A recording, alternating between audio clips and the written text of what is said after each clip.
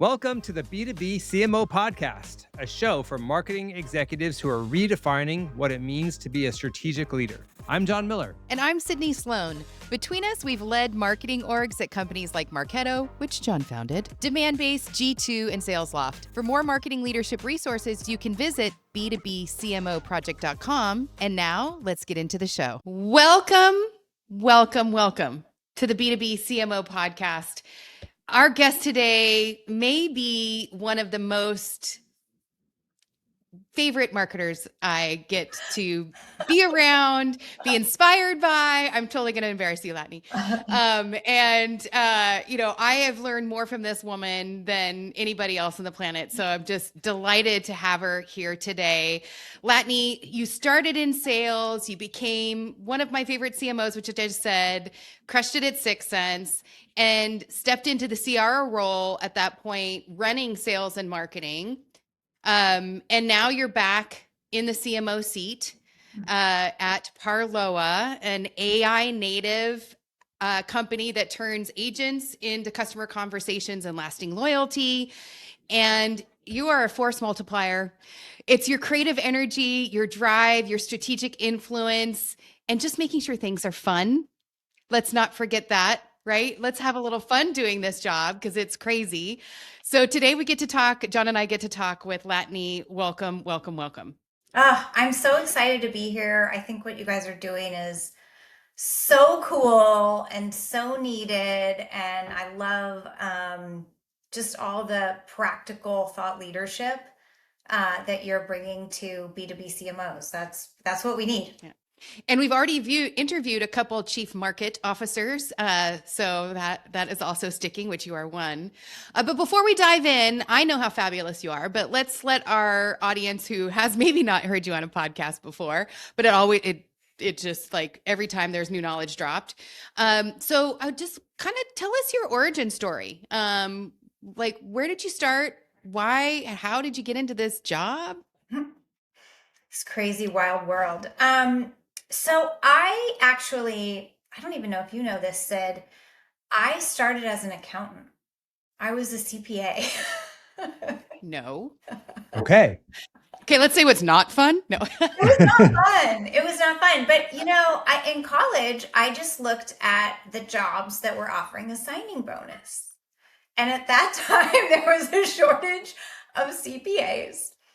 And I think I got like a $6,000 signing bonus, which at that time was crazy. So I'm like, that's what I'm going to do because I want the signing bonus.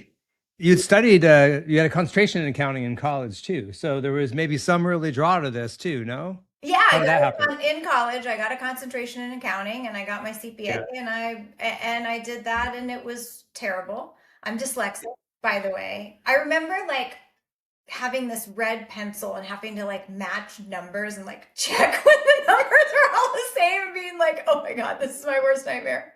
Why am I doing this job?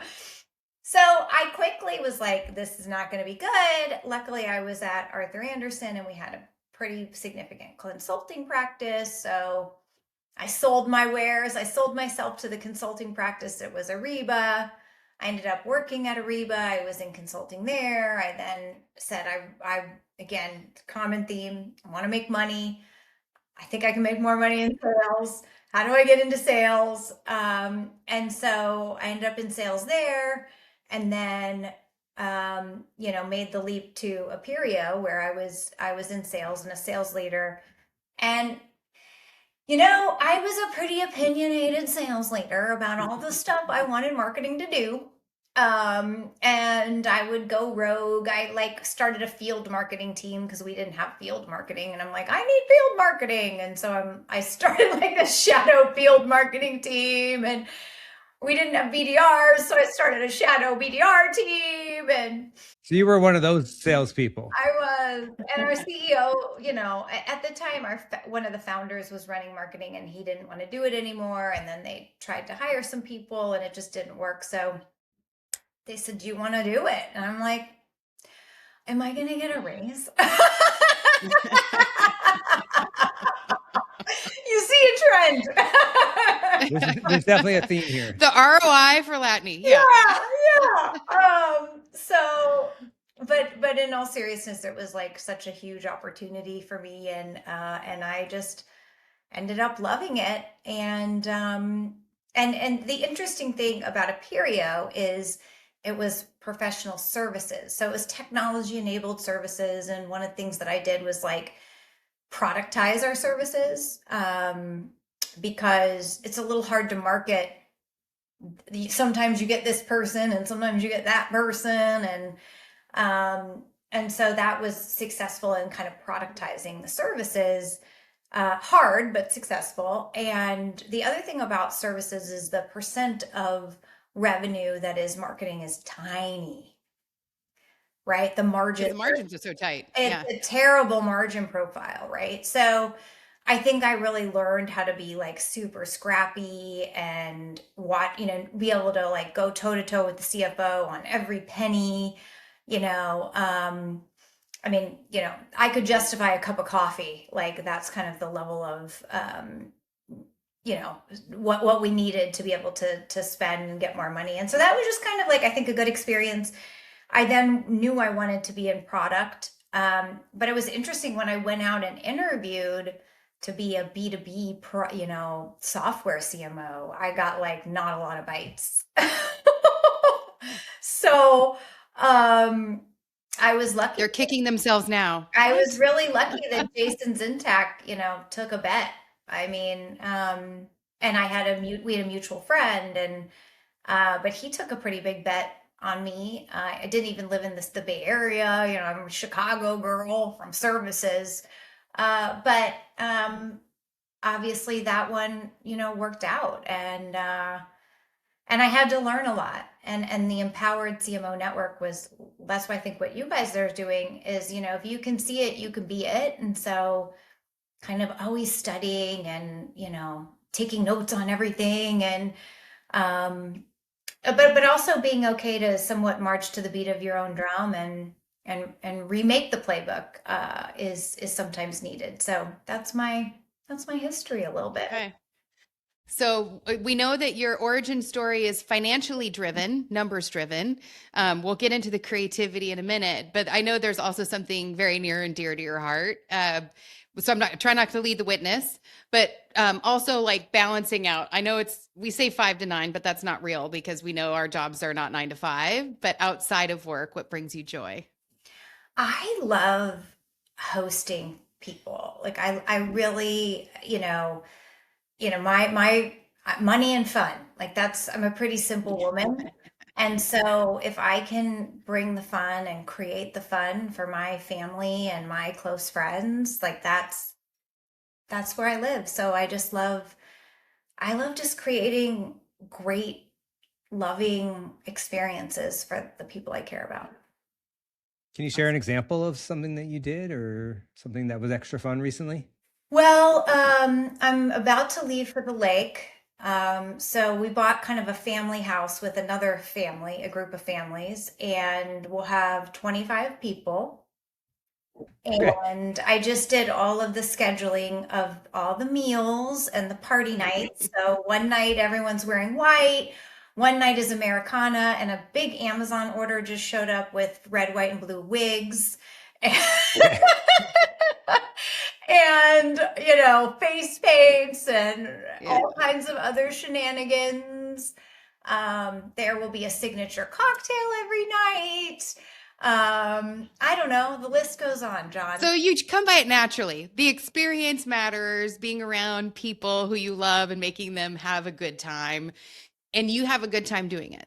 That's where your energy comes from, because you give a ton. Yeah, having the right music, like all that. So I've been working on my playlist. And that's just one weekend. I think there's really interesting lessons there, just when you think about marketing. I mean, because I think so much of marketing is about creating an experience that can connect with people emotionally. And that's what you're doing around your passion. There's definitely, I think, some common theme that's going on there. Yeah, and that's why I think I like communities too, is like I don't really like surface conversations. And so part of like what I try to create is a place where like you can have more meaningful connections. And what's nice about the family house is like when you're doing like a house party is you get the morning coffee where, everyone's eating their coffee cake and in their comfy clothes and like, recounting or, maybe talking about something that's going on with their job. And we've got multiple generations. And so I get to know my best friend's kids and like what's on their mind. Just this great environment. But that's what I try to do with all of our marketing programs too, is create a space that wasn't there before. Yeah. Well, we were just talking off camera for a minute about when you were sort of thinking about how Sixth Sense would show up at Con. Yeah. And what did you do? You rented a house. Yes. Or a villa, Yes. In that case. So, again, I'm seeing common themes play out through all of this. Exactly. Exactly. I want to go back a little bit to your origin in sales. I mean, you've been such an amazing, successful marketer that, I mean, so many other marketers are like, I want to market like she does. I'm curious, like, what did coming from sales and like being close to revenue teach you about being a successful marketing leader? I mean, I think a crazy amount of empathy. Like it's, we just had this big event and all this pipeline and da da da da da. And I'm really, really proud, but I also know that like the real work starts now. Like just because someone wants to learn a little bit more about you and take a demo, it doesn't mean there's a project. You got to go maybe create a project. There's a huge buying committee that you got to navigate. It's a slog, and so I think I have a lot more empathy and like this is sort of maybe a practical tip is understanding the sales stages. And because I just always think like, okay, we don't have to win the deal. We have to win the stage. What needs to happen at the stage to win the stage? And I know that sounds like a little thing, but like how can marketing at each stage help the team win the stage? And so really knowing your specific sales process and what happens to has to happen at that stage and the air cover or marketing cover that you provide, I think goes a long way. The other, and this is not maybe so practical, but on the empathy side, the time pressure is so much more real than it is in marketing. I mean, that quarterly pressure is crazy. And I think I've adopted that with our marketing team. Like it's the last day of the month and I'm like a crazy woman. Like it's the last day of the month where we need to close this month strong. But, the BDRs are always on a monthly, because it's easy to be like, oh, okay, well, they'll convert tomorrow, and it is not like that as a sales leader, We did the same thing at Marketo, like we had the entire marketing and SDR team there on the last day of every month, closing it out with sales, until both that last deal came in and that last op came in. So I think that's a good cadence. Yeah. So I think just being like aware and having that empathy. I think the other thing that I learned at Sixth Sense was because I had sales and that actually wasn't as challenging as the customer success side of the business. And so I had support and customer success. And as a marketer, you're kind of like, yeah, I've got a customer marketing person. We're doing some case studies and we need to get our reviews on G2. And you're like, hey, but it really taught me to like, and I think great marketers, do this already, but it was eye-opening to me, like the amount of customer education that needs to happen. Particularly if you're rolling out a ton of new features, it's there's just a lot that can be done as a marketer that sometimes we just, don't get the team or don't have the resources. And so that it kind of falls off. So this is, I'm going to go off script for a second because customer marketing was one of the favorite roles I ever had. And I had this mantra of smart, happy customers buy more. And smart, it means you have to educate them. And then they have to be successful in the product. And then you can ask them to buy something else, another product, upgrade, whatever. But if you don't do the first two things, which is our job, then we don't have the right to ask them, even if it's the end of the quarter. And if we can't, we just go to the customers and sell this one thing, put it on special. And you're like, that's not how B2B buyers buy. But it's too often when we talk to other CMOs and say, well, how much do you set aside in your budget and team for post-sale marketing investment versus pre-sale? So what has been your experience and how you think about that? And what would you recommend to other CMOs? Again, my experience is you've got a huge team and maybe 2 or 3 people in customer marketing on a good day, right? So that's just been less than 10%. Yeah. And I think that like it's, and I did something different this time where I actually put customer marketing and product marketing, which I hadn't before, but it's really like customer enablement, right? Like think about how much we spend on sales enablement. And I'm like, customers need to know, like, and you know, one of the things we're talking about is like, you know, we're releasing a new feature every 2 weeks. It's bonkers. Like, you know, just keeping up with the launch videos and this and that. Okay, so now how do we think about enabling our customers so that they can keep up? And like, what's a smart strategy around that? So I just think that like we almost need to like redefine what the role is. And like case studies in G2 is table stakes, like it's adoption. And that's what we did. What we started to do at 6 Sense, we said, look, this is adoption dashboard. Your job is to light up use cases or get people using the products. Like that's your pipeline. I don't care if we open one opportunity. Right now, I just want your pipeline is usage. And like that's I would add engagement in those two, that smart, happy, like engagement in programs. So you create programs for existing customers, not let the CS team run their own roundtables. You know, that's tends to be what I see. Yeah. And so you actually have, here's programs, here's the number of companies that are engaging in those programs. And when I did that before, it was like an X factor. If we had 10x engagement, that company purchased 10x and was 10x healthier. So there was like a direct correlation between that. And so I think we should challenge marketers to like really start to own that. I always give people this stat for a comp because they say, oh, how did you get the budget for breakthrough? Because of course we got pipeline for breakthrough, but the pipeline to whatever, because it was mostly current customers. And I just started to look at the renewal cohort and the people that went to breakthrough, and we had 100% renewal rate if we got someone to breakthrough. So I'm like, mic drop. Like, there we go. Why do we do it? That's why. Yeah. And adoption of new features and beta customers and advocates and all of it. Yeah. I actually dusted off Laura Ramos's. Do you remember Laura Ramos wrote an article a long time ago about the different customer archetypes and kind of how they want to engage? There's like the educator and the, anyway, I dusted that off because I get this job, every function's new.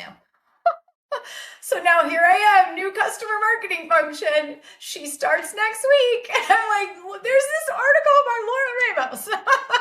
Yeah. We need to make sure we cover all 6 archetypes. That's a good idea. I was just thinking about kind of, you know, the story you just told about getting trust, you know, getting the investment in breakthrough, you know, and I think there's like, it's tied to like a larger issue of, you know, just how do CMOs earn the trust of the CEO, the CFO, the board, especially for doing these like less measurable investments, like brand and things like that. You've done that so successfully. Like how, you know, like what, you know, what else has worked for you to do that? I just went through it again. And what I did, like, I don't know. I think we all, the first thing is trust your instincts. Okay. there's a theater between our ears that tells us we don't know what we're doing and we're wrong and blah, blah, blah. We're like, turn that off. And instinctually, when you look at your market, your customer base, your whatever, what are the right things to do? So I think it sort of starts with being like, what do I know are the right things to do? And a lot of those instincts probably come from you looking at the data. You probably have looked at your category. You probably have looked at the marketing other folks in your category are doing. You probably talked to a bunch of customers, like whatever it is. We're like our own little LLMs, maybe a small language model. I don't know, but we're all like taking it in all the time. And then it's like, okay, now I need to present this in a way that is factual and compelling. And so from a brand perspective, what I did was I created a matrix of what our top competitors were doing across every single type of marketing, which took some time, but clawed and scraping and, just being kind of smart about it, talking to vendors. You would be surprised what like media vendors will tell you about what other people are spending. And I could just get a pretty clear point of view on others' investment in awareness versus ours. And it's not just a money thing, right? I mean, you want to work smarter, so you don't want to just say everyone's spending more, we need to spend more. But that was like one data point, right? And then the other data point that I looked at was I just took a look at branded search terms. I took a look at like share of website traffic, like what's our share of website traffic vis-a-vis others. We listened to gong calls and it was like, oh, we haven't heard of you. Like, and like if you hear a lot of people where, oh, we haven't heard of you, then obviously you have an awareness problem. And then the other thing that was really interesting is because we have this interesting microcosm where we're very well known in Europe, but not in the US. And so I looked at the amount of effort it takes to get a meeting in the markets that we have high awareness versus the markets where we don't. And it was like 4 times more effort to get a meeting. And so you're going to pay the cost somewhere, right? I'm like, so do we want to hire a ton more salespeople and a ton more BDRs? Because somehow we got to get the pipeline, right? Or do we want to invest higher up here and, which is less trackable, which is less measurable? And it was, it was interesting. I had to like pre-socialize this whole case with like all of our board members. And I wanted more investment, but I didn't want to sign our head of sales up for a bigger number. And so this is a delicate balance. Like anytime you ask, they're like, okay, well, tell me how much more pipe. Is Chris going to sign up for more, a bigger number? And I'm like, that's no, but at the same time, you don't want to be like, well, there's risk in the current number, that's not my place to be. Right. And so it was kind of a delicate balance to be able to say, look, this is how we're going to track it, first of all. And the way that, and yes, it might feel like kind of fuzzy math, website traffic, and, these other very, very top of funnel type of metrics, but this is what the benchmarks and the story is telling us. And luckily I had I had good CEO support. I had good board support. A lot of the board members were like, we agree. And, they've seen it too, like, especially in the AI native world is bonkers with brand investment too. It's way, way, way more. So I think that kind of helped. I wasn't like totally coming out of. Could you like take us inside that conversation? Because this is one of the big areas, like how does marketing build its reputation on the metrics that the board cares about? You didn't mention your CFO in that. Like, did you go to the CFO first? Was he in on it? Or was, you're trying to like, so did you get the CEO and CFO, or are you talking to all of them at the same time? Like, let's triple click on this one. Yeah, I mean, and honestly, my CEO is amazing. And so he was like, he's like, I think this market is moving fast. And I was a little bit more dragging my feet, like, I don't know. And this is a big ask to go back and we're only a quarter in and like, but he was super supportive. And so we kind of did we did all the benchmarking. We did a bottoms up of kind of what we thought we would need. And then that was almost too Did you give examples of other, like your competitors? Like, did you have like, was it just a spreadsheet and math, or was it like, look, see here, look, see us, not the same. Yeah. Okay. Yeah, pictures are great. And And then, like, yeah.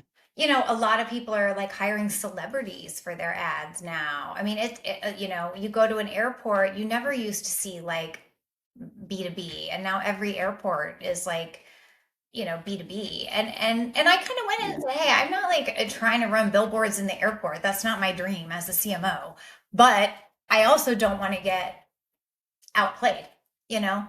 Yeah. And so we had a lot of examples. And then I think that it wasn't just give it like the other kind of line I think that I felt needed to get walked was, I don't want to be so specific about what we're going to do that it opens up the door to like a lot of opinions. And then, you know, we already have a lot of opinions in marketing. And so now every board member is like, I think that, you know, this is a good idea. This influencer is good and that one's bad. You know, I was like, oh my God. But at the same time, we needed to be specific enough that it wasn't just give money and we might not be able to track it. Bye.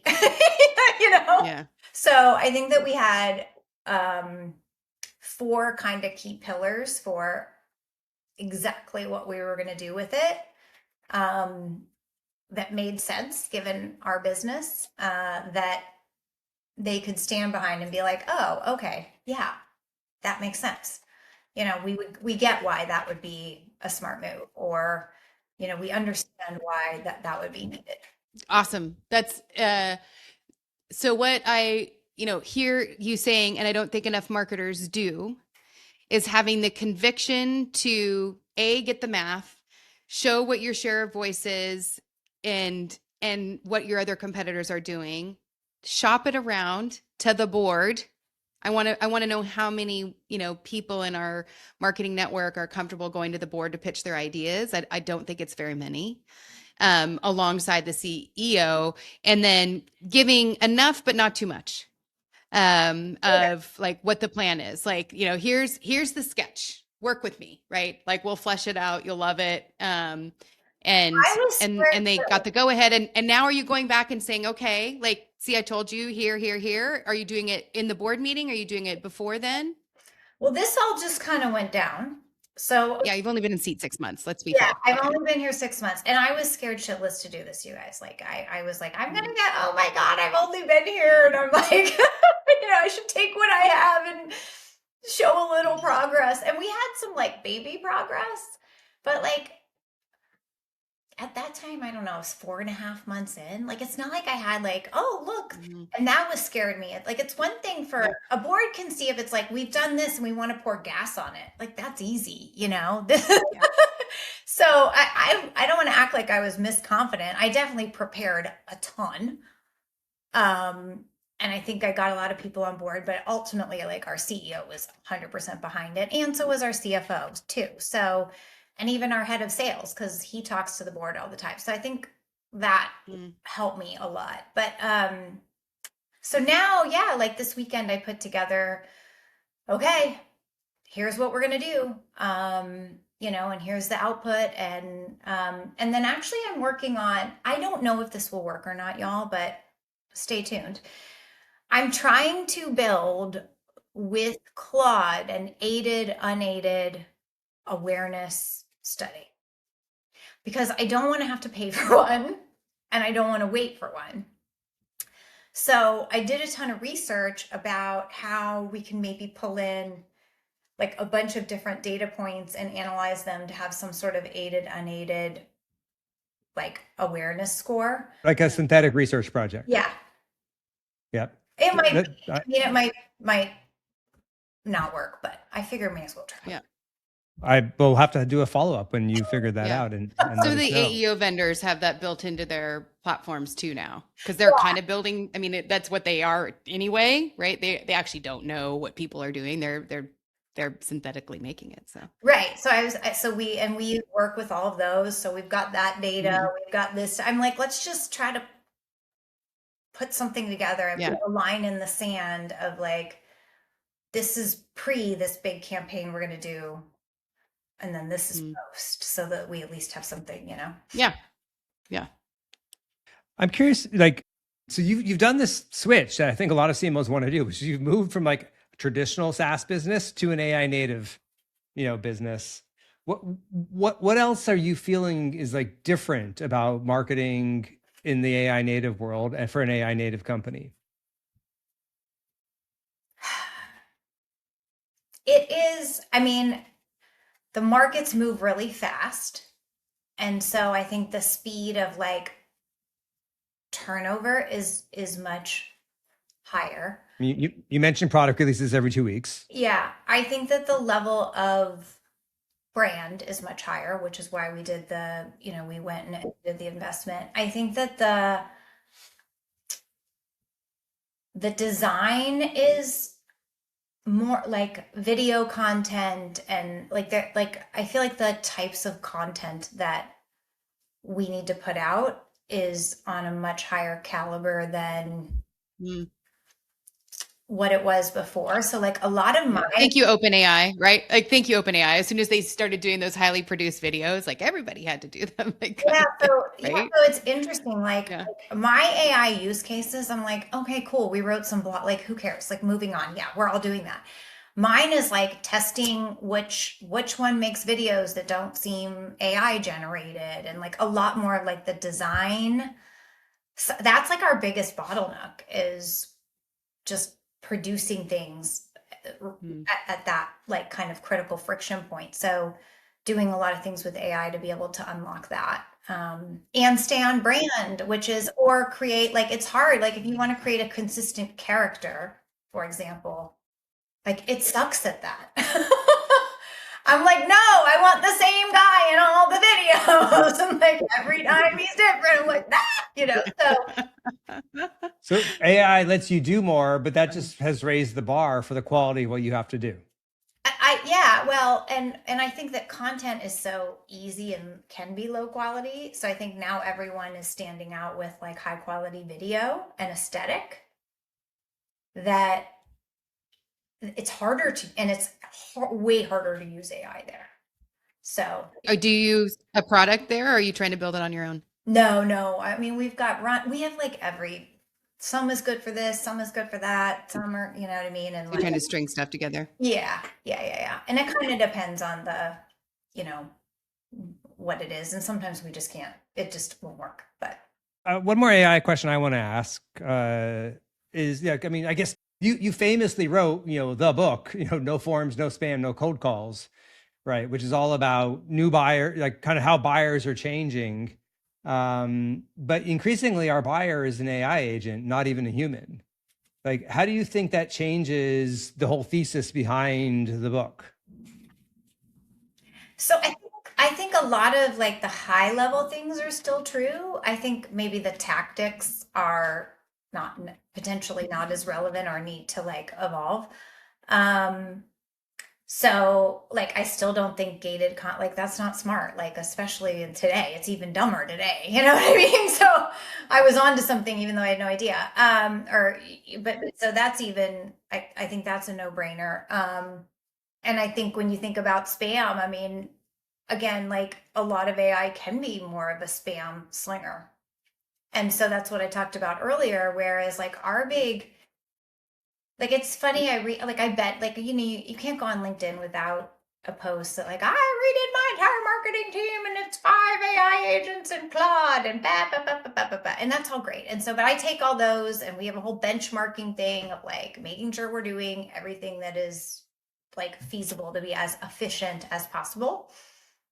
But my passion project with AI is more like the experience, which is what I wrote about in the book. Like, how do we make sure that everyone that interacts with Parloa has this amazing bespoke experience to them? And in B2B, it's harder because you have to create an experience for the person and the account, right? Where in B2C, it's like, I know you like canoes, I'm going to sell you a canoe. This is like, maybe you like canoes, but he likes you know what I mean? It's like, I'm preaching to the converted. I don't need to go much longer on that, but And so, like, we're trying to build, and what we have successfully built is an engine that allows us to, again, create every email bespoke in real time based on all of their signals, buying stage, persona, buying group, what's happening with, others, landing pages in real time. That's our next kind of piece of this project.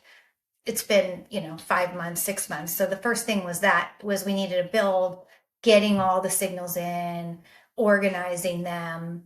And then like the engine about Parloa, of course, because that needs to come to bear, and a lot of testing and stuff. And so that's kind of what I'm more passionate about than we wrote 17 more blogs, or, I've got a better dashboard than I had before, even though that stuff's cool too. Yeah. Last question, and this goes against our research as well. And surprisingly, one of the areas that CMOs feel the least ready for, even though we've kind of been going through it. But as you come into a new company and you're getting to build a new team, how are you thinking about building out the organization design for next year? And I think we were like, here's my boxes and here's my agents. And I don't think that's the right approach. And I can't imagine that's what you're doing. So how are you thinking about functional responsibility and where AI and agents kind of fit within that in the team you're building, like where you want to be at the end of next year? So I feel like I don't believe in making small plans.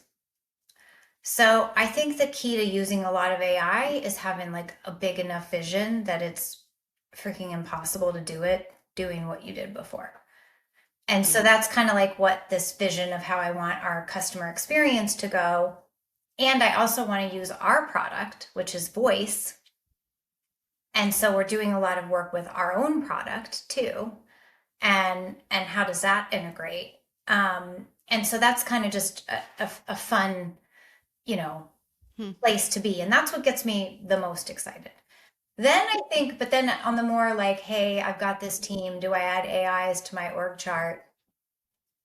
I think if that helps you get there and maybe set how serious you are and you need to do that, then cool. Where we are is I do have a centralized kind of like, you're the AI god and goddesses, and they are responsible for helping people build things that they want to build and like assisting.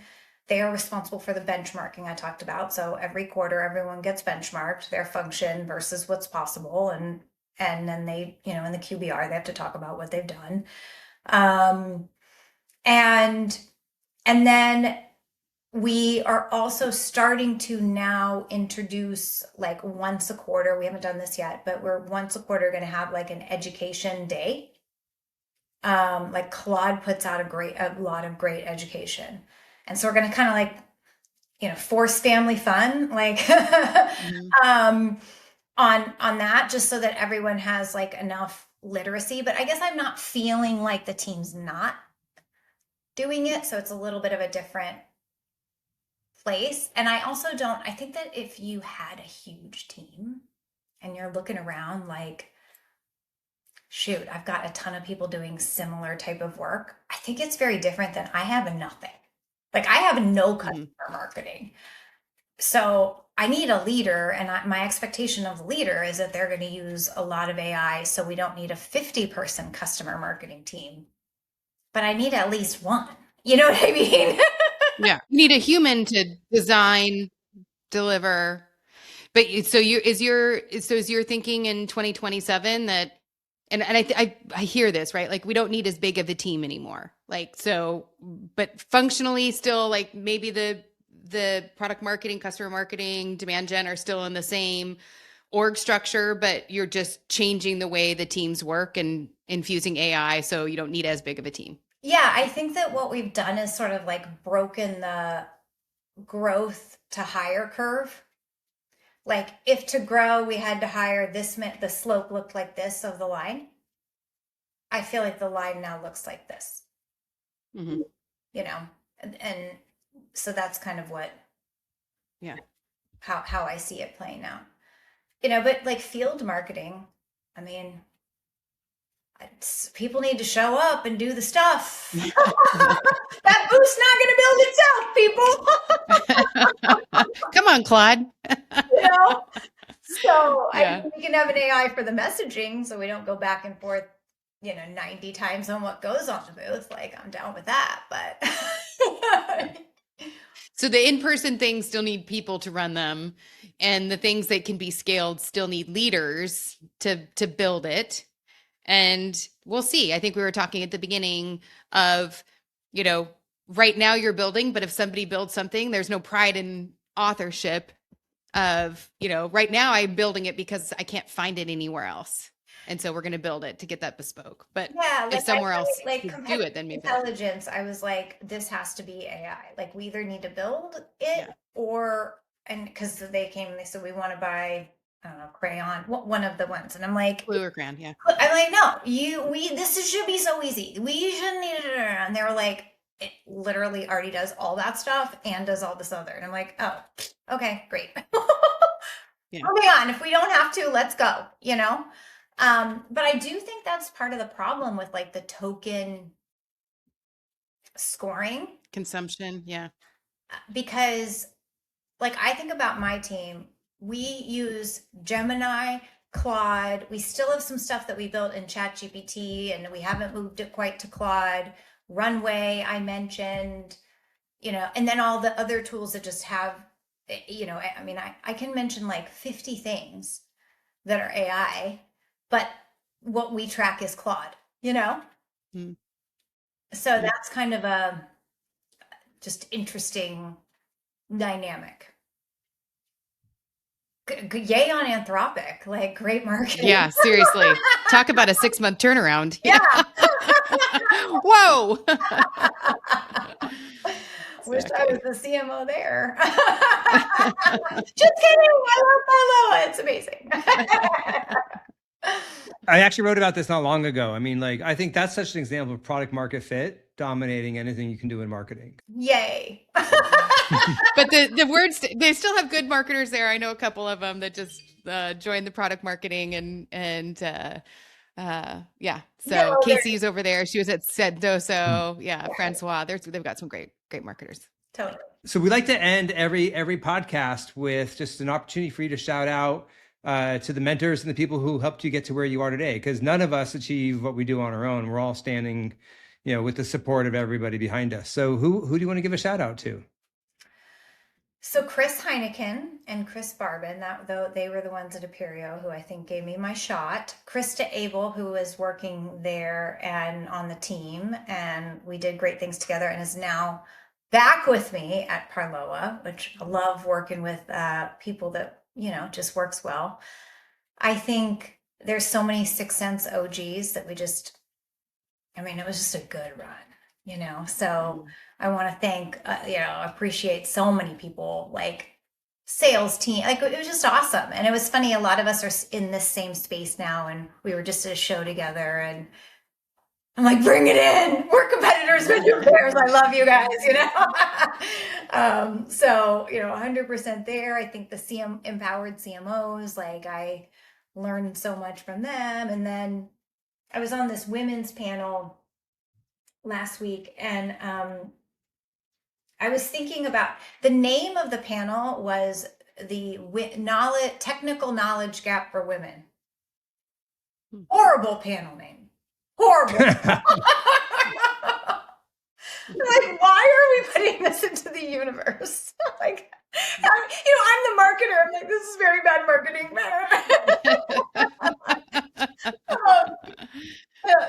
And the room was full. Yeah. The room was full, but okay.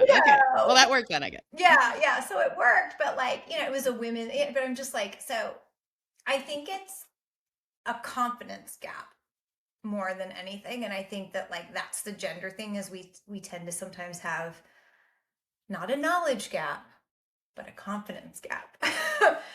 And so one of my kind of practical tips is have your hype squad. Sydney, you're part of my hype squad. Like Dasha Fierce, Jess Kleck, we all need those people that we call when we're just tell me I'm cool. I need a little shot in the arm. And I think that especially for women, that sometimes our confidence holds us back you just need that. So love them. Love the hype squad. Yeah. Well, that is fantastic. And as I knew, time flew. So we are at time. Key takeaways, John, for our conversation today. Here's my top two. The first one is I really love, Latané, how as new in seat, you had the confidence to be able to build a business case and shop it around not only to your CEO and CFO, but go to your board. And I think that not a lot of people have the confidence to do that as early on as you did. And by using research and industry insight and benchmarking, made the case the investment now is actually going to pay more than making investment in other areas later, and mapping that out. We can say brand, if you don't invest in brand now, you'll pay more in demand later, but you actually proved that. So that is my number one highlight. I think the second one is, just the speed of AI native, and it's not a joke. And so really having to build out this, the supporting infrastructure to how do you keep up with the speed of innovation and what you've been able to build and still like anchor on the experience is the thing that will be uniquely Parloa and uniquely you. So those are my two highlights. I don't know, John, if you had another one. I'll go back to the very top, where we were talking about how you, kind of your passions and who you are and why you are the way you are. Great marketing is about connecting with people. It's about creating experiences. And I think you just, and doing it with empathy, understanding your customer, both your actual customer and your sales customer.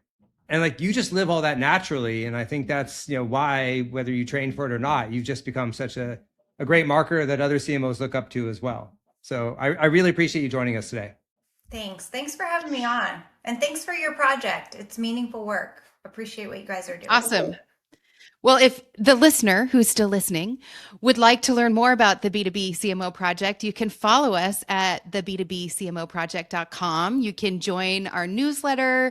You can join the community and watch more awesome podcasts like this. So thank you, Latané, for being here. Thank you, community, for stepping up. And we're in this together. We are going to learn. We're going to keep growing. And I hope everybody has a fantastic day. Thanks for listening to the B2B CMO podcast. Head on over to b2bcmoproject.com for more episodes, plus the latest research and frameworks CMOs need, not just to survive, but actually thrive as AI and the new playbook reshape how we go to market. And if this episode sparks something for you, please follow the show, leave a rating, and share it with a marketing leader who could use a little inspiration. Special thanks to our wonderful partners, OneMind, 2X, Check, Demandbase, G2, Goldcast, LinkedIn, Fave, Sendoso, and Webflow for making this podcast possible. Until next time, be safe out there.